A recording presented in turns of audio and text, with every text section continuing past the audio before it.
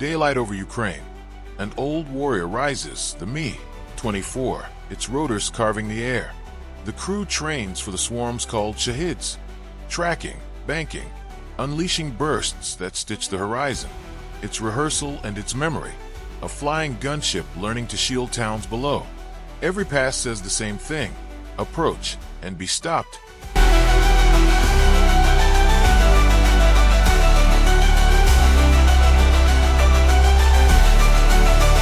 On this stretch of the front, the 63rd Brigade lets the smallest aircraft carry the heaviest punch. FPV pilots lean into headsets, thumbs steady, guiding cameras over trench lines and tree belts. Shelters that once felt safe are pinned by crosshairs no bigger than a thumbnail. One by one, positions are found, marked, erased, and the enemy's next move dissolves before it forms. This is initiative measured in meters and seconds. A handful of batteries, a garage-built frame, and a signal that cuts through the static. Modern war favors the quiet hunter. Precision replaces mass. The result is simple: offensive stall, and defenders keep their ground.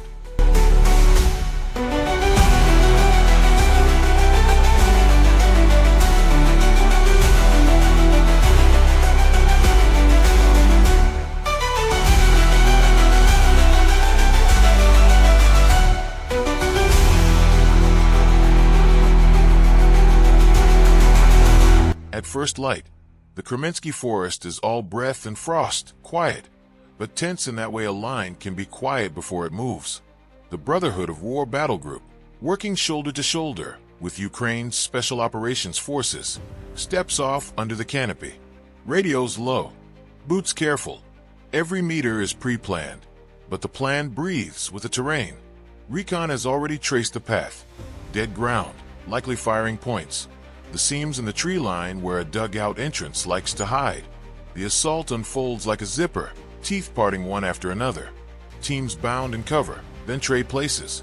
A short order is enough. Breach, clear, secure.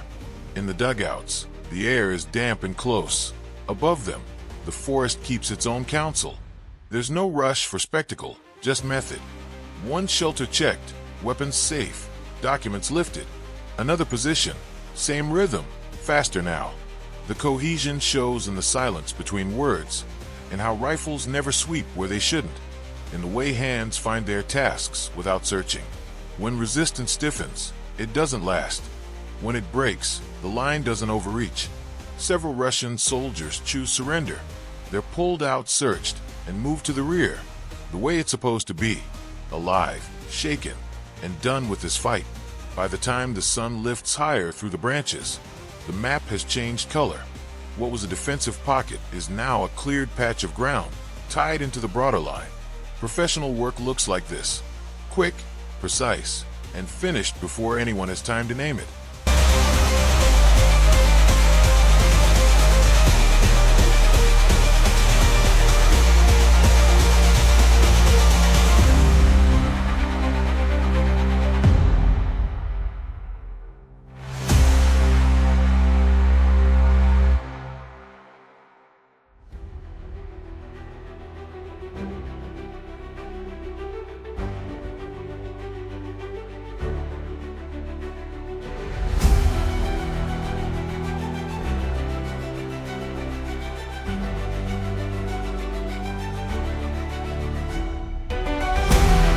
Dawn settles over the village with a gray, stubborn light.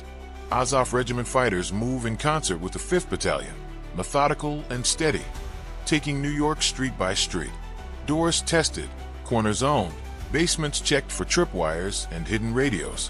Where the enemy dug in, those shelters become dead ends, breached, searched, and left quiet.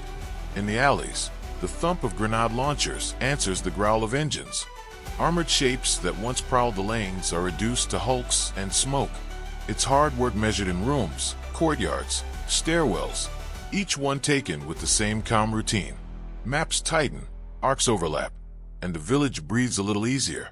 This is what a cleanup looks like. Resolve first, then momentum, then control.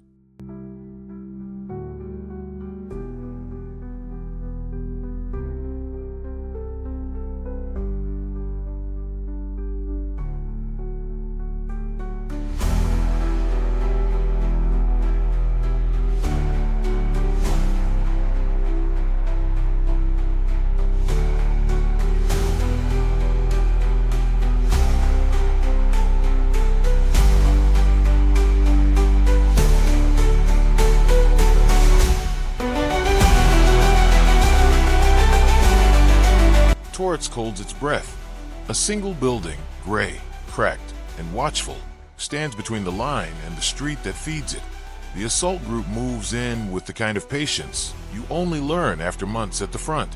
One stack covers while the next stack crosses.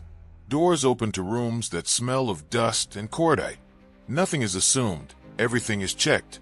Floor by floor, the pattern repeats. Hallways are owned in short, overlapping arcs. Markings go on the walls, soft and quick, so no one wonders what's been cleared and what hasn't. The building answers with creaks and distant thumps, the language of a place that's held too many people for too long. On a mid-level landing, the quiet snaps. An ambush blooms from a doorway, muzzle flashes, fragments in the air. The team reacts like a single body. One pair fixes, another flanks. The third drives the angle that breaks the trap. Seconds later it's over, the corridor steady again. The lesson the same. Surprise is a moment, discipline is a plan. Above them, the upper floors are hostile ground. That's where the FPV pilots come in. Hands on the sticks, eyes in the stairwell cameras. Small drones thread through gaps and open frames, rolling the space ahead into a map of heat and shadow. Explosions don't need to be big to change minds.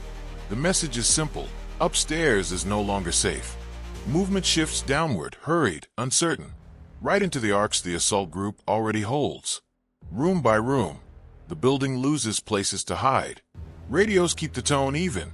No one rushes what doesn't need rushing. By the time the top floor gives up its last echo, the ground plan has turned from contested to controlled. The staircase is clear. The roof is quiet. The street outside hears a new sound, a short report, then silence. Toretsk is still dangerous, but this building isn't. Professional work leaves that kind of silence behind.